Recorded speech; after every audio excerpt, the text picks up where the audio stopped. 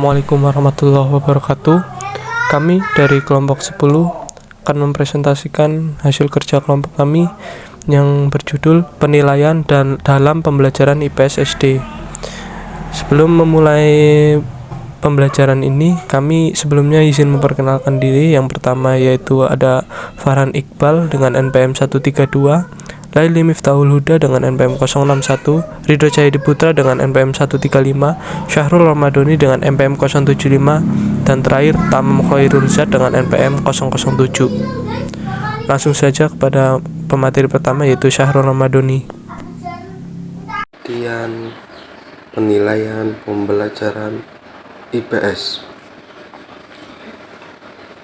Penilaian merupakan proses pengumpulan berbagai informasi secara menyeluruh dan berkesinambungan tentang proses dan hasil belajar yang telah dicapai oleh setiap peserta didik. Melalui proses pembelajaran, pengumpulan informasi ini menggunakan alat ukur berupa teks atau non-teks yang dapat dilakukan pada awal pembelajaran, saat pembelajaran maupun pada akhir.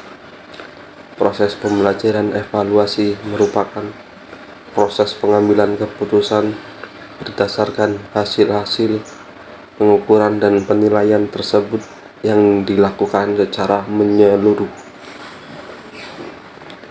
atau sebagai suatu kumpulan rangkaian proses, prosedur, ataupun berbagai informasi yang diperoleh melalui berbagai cara dan alat, baik berupa teks atau non-teks, yang dilakukan oleh peserta didik yang dilakukan pada proses belajar ataupun sesudah pelaksanaan proses pembelajaran. Baik hasil tersebut berupa nilai kualitatif maupun kuantitatif. Baik, selanjutnya yaitu tujuan penilaian pembelajaran IPS.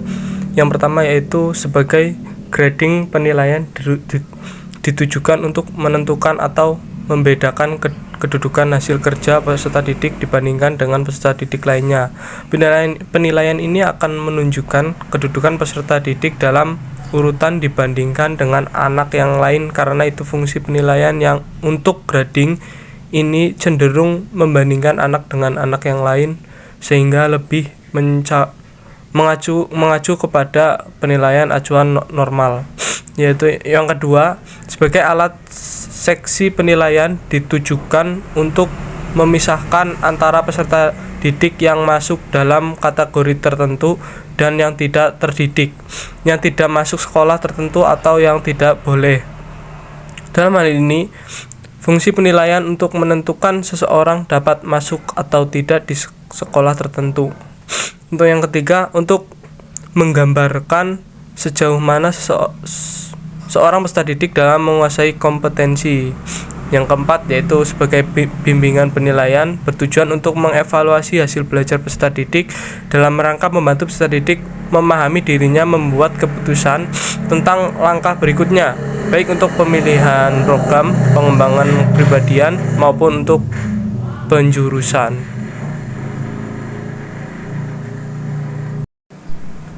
Untuk yang kelima sebagai alat diagnosis penilaian bertujuan menunjukkan kesulitan belajar yang dialami peserta didik dan kemungkinan prestasi yang bisa dikembangkan. Ini akan membantu guru menemukan apakah seseorang perlu remedial atau pengayaan.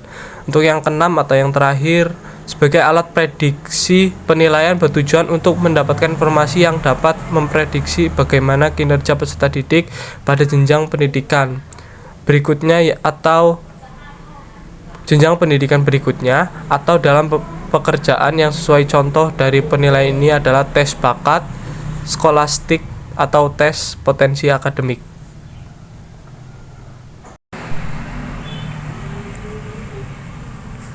Selanjutnya yaitu tujuan penilaian menurut Permendikbud nomor 23 tahun 2016 bab 3 pasal 4, yaitu sebagai berikut. Yang pertama, penilaian hasil belajar dan peserta didik Penilaian hasil belajar oleh pendidik bertujuan untuk memantau dan mengevaluasi proses kemajuan belajar dan perbaikan hasil belajar peserta didik secara berkesinambungan.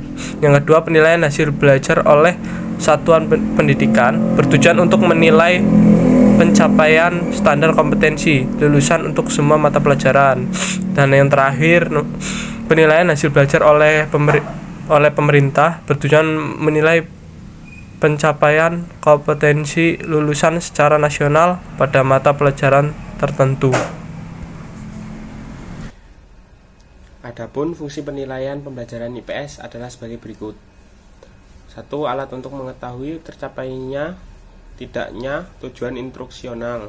Dengan demikian, penilaian harus mengacu pada rumusan-rumusan tujuan instruksional. 2. Umpan balik bagi perbaikan proses belajar mengajar. Perbaikan mungkin dilakukan dalam hal tujuan instruksional, kegiatan belajar mengajar, strategi mengajar dan guru, dan lain-lain. 3. Dasar dalam menyusun laporan. Kemajuan belajar siswa kepada para orang tua. Dalam laporan tersebut dikemukakan kemampuan dan kecakapan belajar siswa dalam berbagai bidang studi dalam bentuk nilai-nilai prestasi yang dicapai. Fungsi penilaian. 1. Penilaian membantu siswa merealisasikan dirinya untuk mengubah atau mengembangkan perilakunya. 2. Penilaian membantu siswa dapat kepuasan atas apa yang telah dikerjakan. 3. Penilaian membantu guru untuk menetapkan apakah metode mengajar yang digunakannya telah memadai. 4. Penilaian membantu guru membuat pertimbangan administrasi. Kemajuan belajar peserta didik berdasarkan standar kompetensi dan kompetensi dasar harus dicapai. Menurut BSNP 2007, teknik penilaian tersebut yaitu: yang pertama, tes tertulis, 2. Observasi, 3. Tes praktik, 4. Penugasan, 6. Penilaian portofolio, 7. Jurnal, 8. Penilaian diri, 9. Penilaian antar teman. Selanjutnya, prosedur pedoman penilaian. A. Penentuan tujuan penilaian. Yang B. Penyusunan kisi-kisi. C. Perumusan indikator pencapaian. Yang D. Penyusunan instrumen telaah instrumen. E. Pelaksanaan penilaian. F. Pengelolaan dan penafsiran hasil penilaian serta pemanfaatan dan pelaporan hasil penilaian.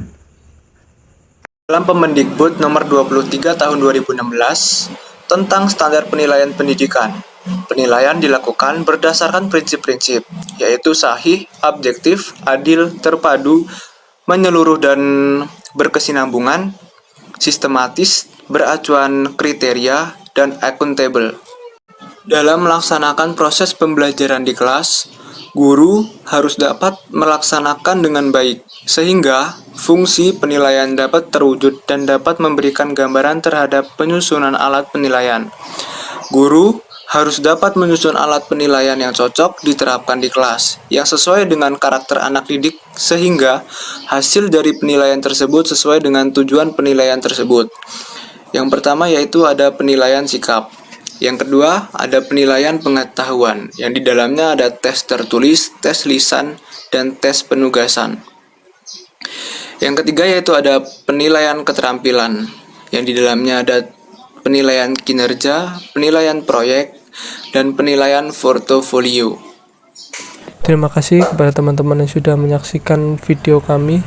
Semoga video ini bermanfaat untuk kita semua. Amin. Amin ya rabbal alamin. Kami akhiri. Wassalamualaikum warahmatullahi wabarakatuh.